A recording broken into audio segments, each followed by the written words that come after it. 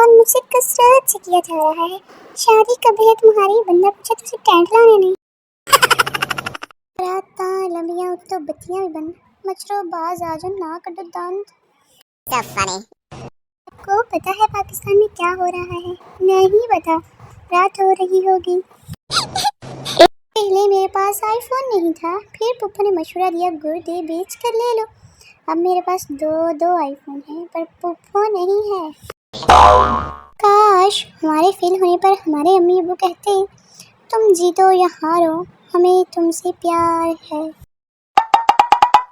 لڑکی جانو میں تمہارے خوابوں میں آتی ہوں کیا؟ لڑکا نہیں، میں کلمے پڑھ کے سوتا ہوں۔ بس کی بات ہے، سچ بتانا کبھی چائے میں پراٹھا ڈپ کر کے کھایا ہے؟ شادی فنکشن پارٹی میں جاتے وقت بیڈ روم کا ایسا حال ہو جاتا ہے جیسے دوبارہ ہم نے اس روم میں کبھی آنا ہی نہیں ہوتا۔ مجھے 17 لڑکیوں نے بائی کہا، میں برداشت کر گیا۔ میں نے ایک لڑکی کو جانو بولا اور اس نے مجھے بلاک کر دیا۔ اپنی باری انہوں نے موت پہ آ جاندی ہے۔ عظیم ہیں وہ لڑکیاں جو امتحان کے دنوں میں پڑھائی کے نام پر گھر میں ایک گلاس تک کھانے کی زحمت نہیں کرتی اور پاس پھر بھی نہیں ہوتی۔ اگر کوئی لڑکا آپ کو پسند کرتا ہے تو خود کو ہیروئن نہ سمجھنے لگ جایا کریں۔ لڑکے سب لڑکیوں کو پسند کرتے ہیں، لڑکوں کو یہ بیماری بھی ہوتی ہے۔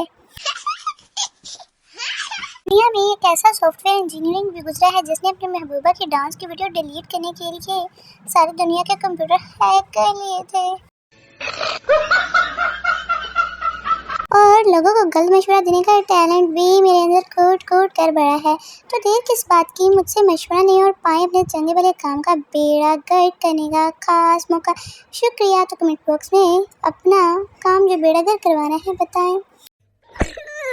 میری امی نے آج واٹس ایپ گروپ بنایا، ہم بہن بھائیوں کو اس میں ایڈ کرنے کے بعد اس کا نام رکھ دیا میری نکمی اولادیں، حد ہی ہو گئی۔